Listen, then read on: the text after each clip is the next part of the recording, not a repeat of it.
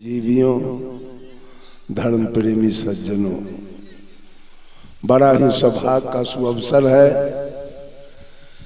इस श्यामली धरित्री के प्रांगण में यह विरल सत्संग की धारा और धन भाग के पात्र आप फूलपुर के तमाम संतगण हैं जिन्होंने इस 2 दिवसीय सत्संग कार्यक्रम को अपने नगर फूलपुर में रखा है। बंधुओं, सदगुरु कबीर तमाम लोगों से कहना चाहते हैं, कोस करी है नगर कोतवालिया,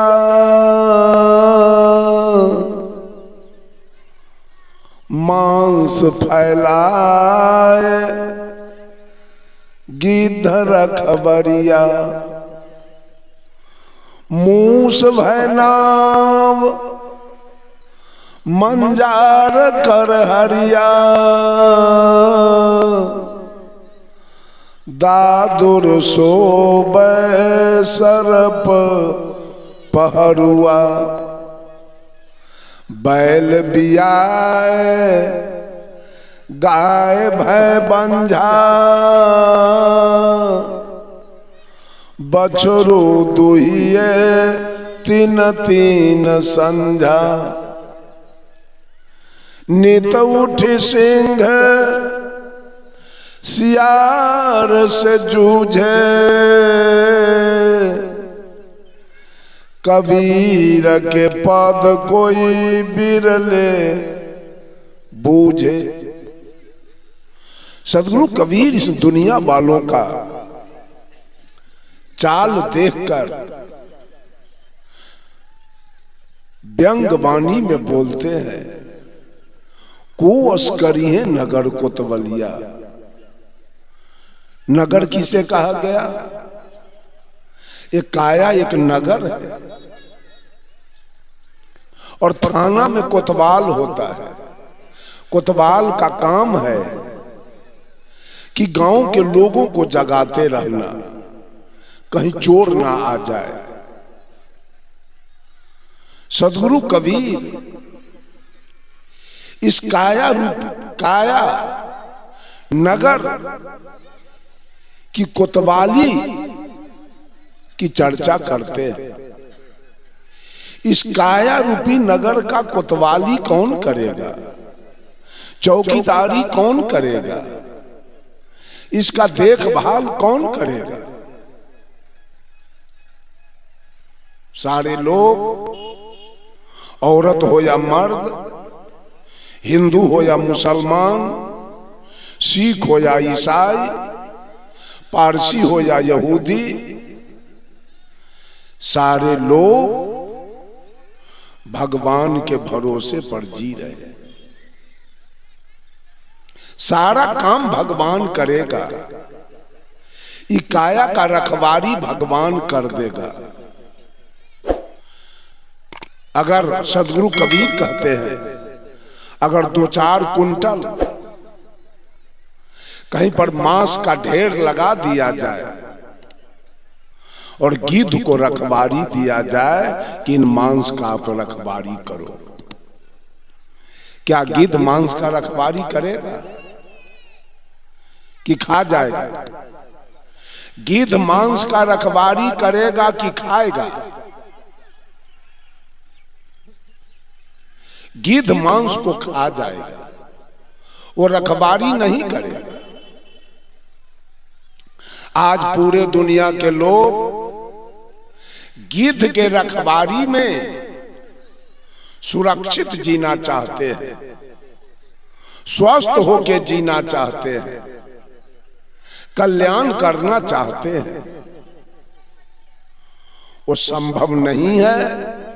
गिद्ध कभी भी मांस का रखवारी नहीं करेगा, वो मांस को खा जाएगा। ठीक उसी तरह मानव इच्छा वासना रूपी गिद्ध के रखवारी में सुरक्षित रहना चाह रहा है, स्वस्थ होके जीना चाह रहा है, सुखी होके जीना चाह रहा है, शांति से जीना चाह रहा है, जो कभी संभव नहीं। गिद्ध मांस का रखवारी नहीं करेगा। आप इस इच्छा वासना, इच्छा आपको दारू पिला रही है, इच्छा आपको खैनी खिला रहा है, बीड़ी पिला रहा है, सिगरेट पिला रहा है, गांजा पिला रहा है, शिखर खिला रहा है, जर्दा किमाम चाय पिला रहा है, आपको वासना में फंसा रहा है। ये काया रूपी घर का चौकीदारी कैसे होगा? ये घर सही रहेगा कैसे? अगर कोई बीमारी हो जाए शरीर में, अगर कोई दुख हो जाए, अगर कोई कष्ट हो जाए, तो लोग भगवान से कहते हैं, भगवान मेरे बेटा को ठीक कर देना, मैं आपकी पूजा करूंगी।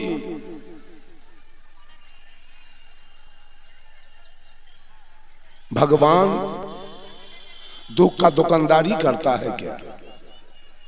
भगवान टीबी का दुकान खोला है, दम्मा के, कैंसर के, डायबिटीज के, एड्स के, लकवा के, पोलियो के।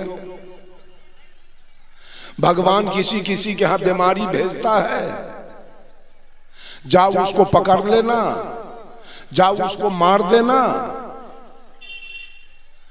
ये सारा आपकी अज्ञानता और आपके असावधानी के कारण वह बीमारी आपके यहां आई है। अगर भगवान कहीं बैठा होता और भगवान कहीं बीमारी भेजता, तो ये सब भगवान के बेटे हैं और इधर सब भगवान की बेटियां हैं। भगवान को चाहिए सब बेटा के यहां दम्मा भेजना टीवी, और सब बेटी के यहां भेज देना। सबके यहां गया नहीं।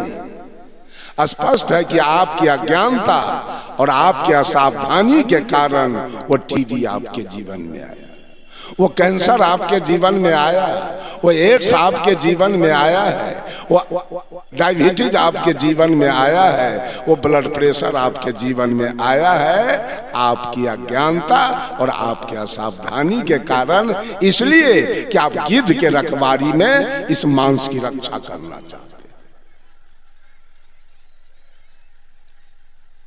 ये शरीर बना कैसे, ये मांस बना कैसे? साहब कबीर ने कहा, अरे अष्ट कमल दल चरखा डोले, पांच तत्व गुण तीनी रे, साई को सियत मांस 10 लागे, ठोक ठाक कर बीनी चदरिया, झीनी रे झीनी। अष्ट कमल का शरीर है, इसमें 4 कमल मां का है और 4 कमल पिताजी का। मां के मसाला से 4 कमल, पिता के मसाला से 4 कमल। पिता के मसाला से माथे का केस, 32 दांत, 20 नाखून और पूरे शरीर का हड्डी, ये पिताजी के मसाला से। और मां के मसाला से पूरे शरीर का चमड़ा, पूरे शरीर का मांस, पूरे शरीर का नाड़ी और पूरे शरीर का खून, ये मां के मसाला से। ये खाद्य पदार्थ है क्या? ए खाने वालों, ये खाद्य पदार्थ है। इसका रखवार आपने किसको रखा है? भोला बाबा के। शिव चर्चा करते हैं, जागा जागा महादेव।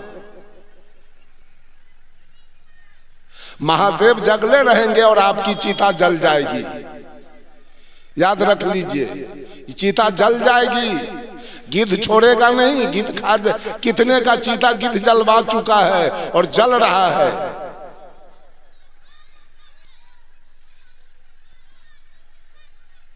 साहब कबीर कहते हैं मूस भय को वश करिए नगर कोतवालिया, मंदिर जाने से बीमारी ठीक नहीं होगा। चूंकि मंदिर ने आपको बीमारी नहीं दिया है, भगवान को गाली देने से आपकी बीमारी ठीक नहीं होगी, चाहे भगवान के पूजा करने से, इसलिए कि भगवान ने आपको बीमारी नहीं दिया। भगवान है ही नहीं तो बीमारी देगा कहां से? ये सब अनुमान है। सारे लोग अनुमान लगाते हैं, अनुमान की लड्डू खाते हैं। अनुमान नहीं, अनुभव चाहिए।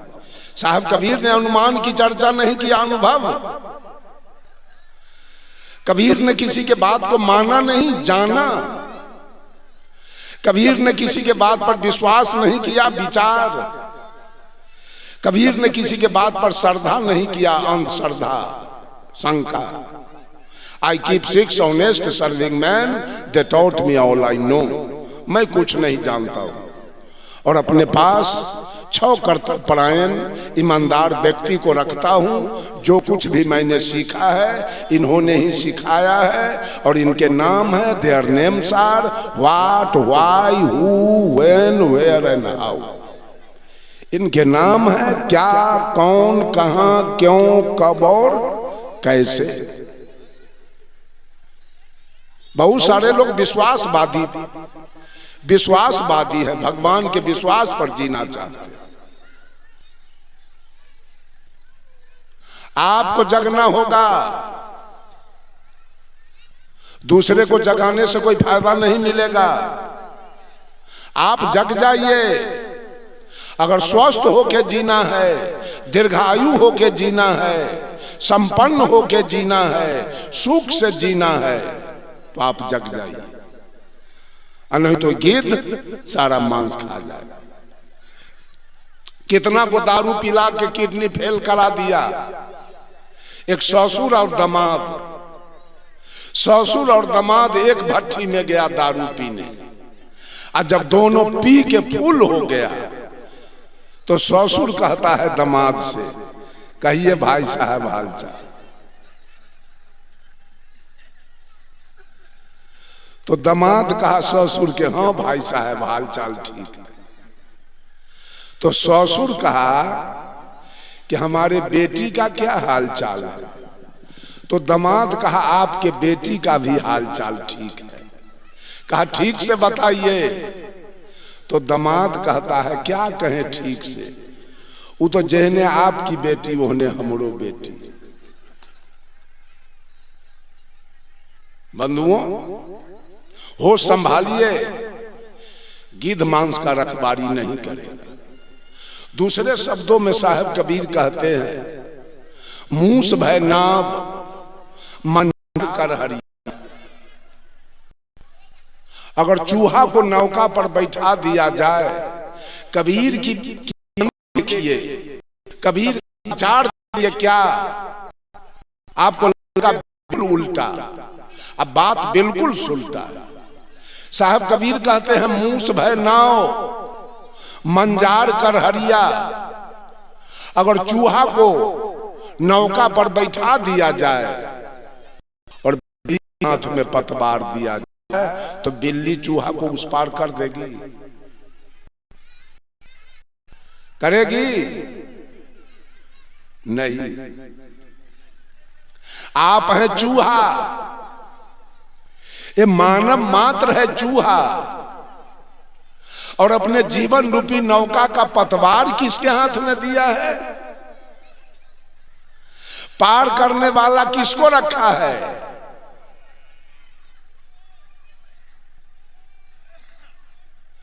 साहब कबीर कहते हैं निस्दिन बसऊ लबार के पासा। लबरा के हाथ में अपने जीवन रूपी नौका का पतवार दिया है, लो, और पार कर जाना चाह रहा है कि बिल्ली हमको पार कर दे, एक झपट्टा में आपको निकल जाए। पतवार कहां दिया आपने? मौलवी के हाथ में। पतवार कहां दिया आपने? पादरी के हाथ में। पतवार किसको दिया? अपने भक्ता के हाथ में। और पतवार दिया किसके हाथ में? पंडितों के हाथ में। ये पार कर देगा क्या? ये सब लोग आपको पार कर देंगे? जरा विचार किया जाए। उसी मुंह से बिल्ली अपने बच्चा को पकड़ती है और सौंसे फूलपुर से घूम के आ जाए तो बच्चा को एक रोआ टेढ़ नहीं होगा।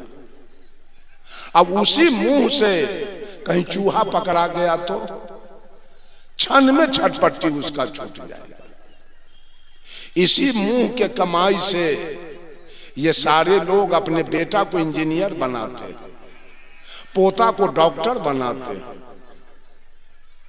बेटी को प्रोफेसर बनाते हैं, नाती को बैंक मैनेजर बनाते हैं। और इसी मुंह से अगर जजमान पकड़ा जाए तो क्षण में उसको छटपटी छोड़ाते हैं। उसी के हाथ में आपका जीवन रूपी नौका का पतवार है।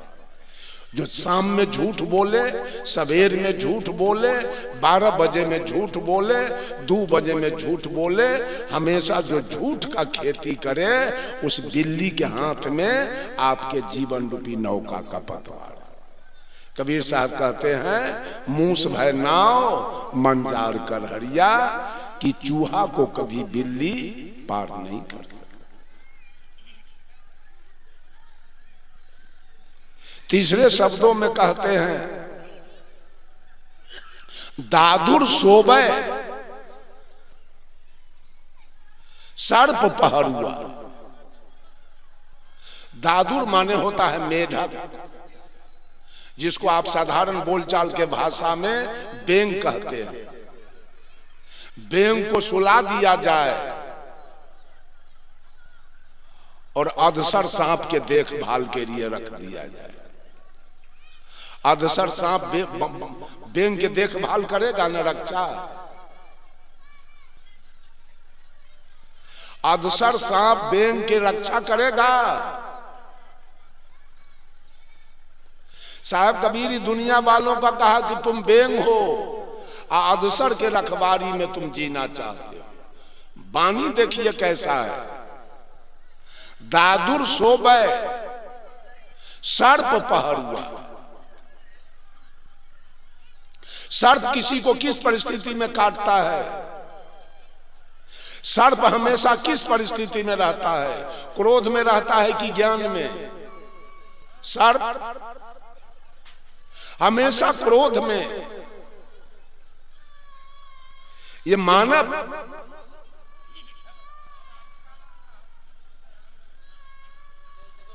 क्रोध के रखवारी में, क्रोध के सानिध्य में सुखी से जीना चाहता है। क्रोध तो ये अधसर सांप, क्रोध को साहब कबीर ने अधसर कहा है, सांप। क्रोध तो कितने का चीता जलवा दिया। आपने क्रोध में अपने पत्नी को ऐसा गाली दिया, ये तुरंत जाके डूब के मर गई पानी में। आपके पास एक ही बेटा था, ऐसा गाली आपने दिया, तुरंत जाके रेल में कट के मर गया। आपने अपने मां को ऐसा गाली दिया, तुरंत आग लगा के जल के मर गई। क्रोध आपको जिंदा रहने देगा क्या? ये 3 बीमारी है, तीनों की चर्चा किया साहब कबीर ने। पहला बीमारी है काम, वासना। वासना के सानिध्य में जीना चाहते हैं। और दूसरा बीमारी है लोभ। ये सारे धर्म धुरंधर लोग लोभी हैं, आपसे केवल पैसा ठगना चाहते हैं, बिलाई बन के आपको स्वर्ग भेजाना चाहते हैं, केवल शोषण की प्रवृत्ति रखते हैं, सुधार की प्रवृत्ति नहीं, केवल पैसा लेना चाहते हैं, आदमी का सुधार करना नहीं चाहते। वो आदमी आपके नौका को पार कैसे कर देगा? इन तीन बातों पर चर्चा सदगुरु कबीर की है, तीन गुण पर चर्चा है। आज मनुष्य इसी तीन गुण का पूजा कर रहा है। कभी ब्रह्मा का पूजा करेगा, कभी विष्णु का पूजा करेगा और कभी महादेव का पूजा करेगा। ये तीन गुण आपके लिए काल स्वरूप है। तीनों भाई का नाम है त्रिपुरारी। त्रिपुरारी का जरा संधि विच्छेद कीजिए। त्रि माने तीन, पुर माने गांव और अरि माने दुश्मन, जो तीन लोग का दुश्मन। ब्रह्मा काम में फंसाया, विष्णु लोभ में फंसाया और शंकर क्रोध में फंसाया। यही तीन सूत्र है कबीर का। इसीलिए तो कबीर पंथ में 3 बार बंदगी होती है और पंथ में 1 बार नमस्कार, नमस्ते, प्रणाम, सलाम, वालेकुम, दंडौत, जय हिंद, जय भारत, जय सिया राम। लेकिन कबीर पंथ में 3 बंदगी है, इसलिए कि हम लोग 3 गुण के रस्सा में बंधे हुए हैं, 3 काल के चपेट में पड़े हुए हैं। यही 3 है, काम, क्रोध, लोभ। इंगला, पिंगला, सुखमना, रजोगुण, तमोगुण, सतोगुण, गंगा, जमुना, सरस्वती, इसी को कहते हैं ब्रह्मा, विष्णु, महेश। इनकी पूजा चल रही है। कबीर के विचार को समझना कोई साधारण बात नहीं है। कबीर ने जिसको काल कहा, ये दुनिया वाला उसकी पूजा कर रहा है। संभव कैसे होगा? एक मुर्गी पालने वाला जिसमें मुर्गी का बच्चा वो मुर्गी खाना में देता है, उसका स्वरूप होता है ऐजे ब्रह्मा, सृष्टि कर दिया। हम भगवान लिखते हैं भगवान, भगवान को अंग्रेजी में क्या लिखेंगे? गॉड। और गॉड में 3 लेटर है, GOD। जी से होता है जनरेटर, ओ से होता है ऑपरेटर और डी से होता है डिस्ट्रॉयर। जनरेटर मीन्स उत्पादक, ऑपरेटर मीन्स चालक और डिस्ट्रॉयर मीन्स संहारक। ब्रह्मा है उत्पादक, विष्णु है चालक और शंकर है संहारक। इन्हीं की पूजा चल रही है। वो मुर्गी पालने वाला जब मुर्गी का बच्चा देता है, उसका स्वरूप होता है ऐजे ब्रह्मा, सृष्टि कर दिया। वही मुर्गी वाला जाड़ा में देखिएगा खिड़की में बोरा टांग देता है जो मुर्गी के जार न लगे। अगर कोई बीमारी फैल गया फौरन डॉक्टर को लाता है, दवा करवाता है, नाना प्रकार के चुन्नी और चोकर खिला के उसको पालता है। और जब मुर्गी 10-5 किलो के हो गया तो शंकर का रूप पकड़ता है मुर्गी वाला और सारे मुर्गी का संहार कर।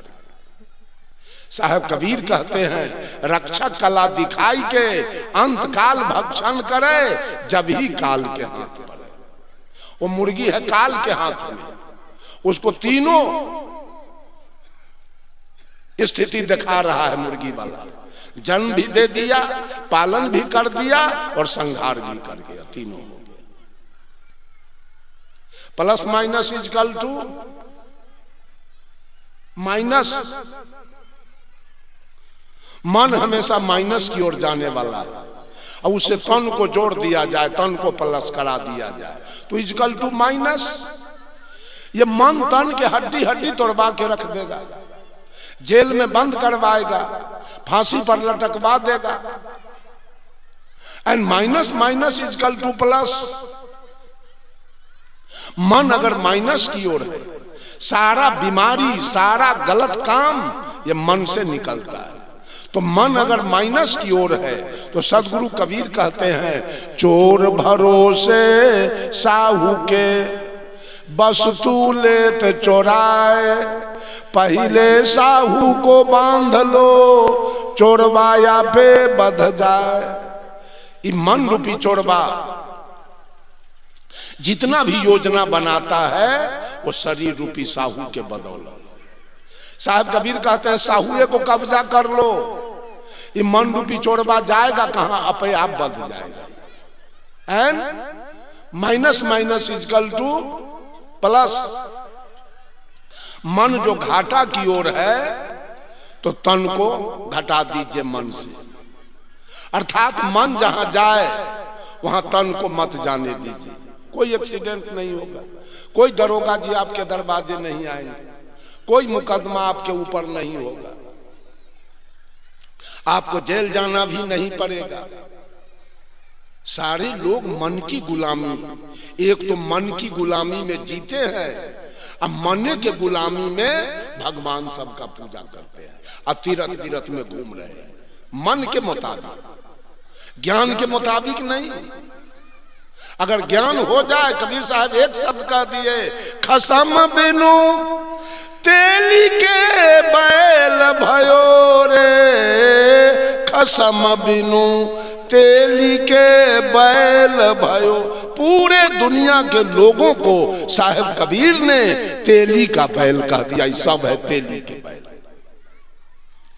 इसलिए कि पुराने जमाने में तेली के यहाँ कोल्हू होता था और कोल्हू में तेल की पेराई होती थी, और उस कोल्हू में एक बैल चलता था। बैल केंद्र में चलता था कि परिधि में? बैल परिधि का चक्कर काटा है, धूड़ भर में 50 कोस। ठीक उसी प्रकार से परमात्मा की सत्ता केंद्र में बैठा है। ऐसा सारा दुनिया के लोग सतुआ, चिवड़ा, पूरी, ठकुआ, खजूर लेके और परिधि का चक्कर काट रहा है। वैद्यनाथ, जगन्नाथ, भूतनाथ, केदारनाथ, हरिहरनाथ, पशुपतिनाथ, वैष्णो देवी सब चक्कर काट रहा है परिधि के, और परमात्मा बैठा है केंद्र में।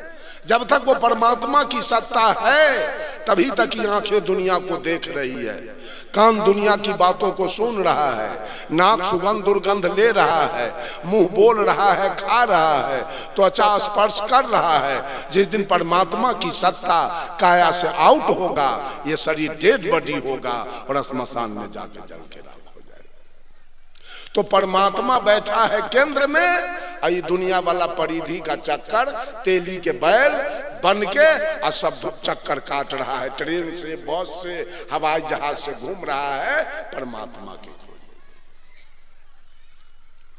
बंधुओं, आज तो पहला सत्र है, समय कम है, मैं कम ही बोलूंगा, और लगभग मेरा समय भी पूरा हो गया है।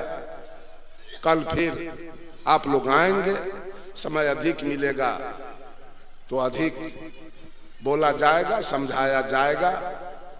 इन्हीं चंद शब्दों के साथ मैं वाणी में विराम लेता हूं।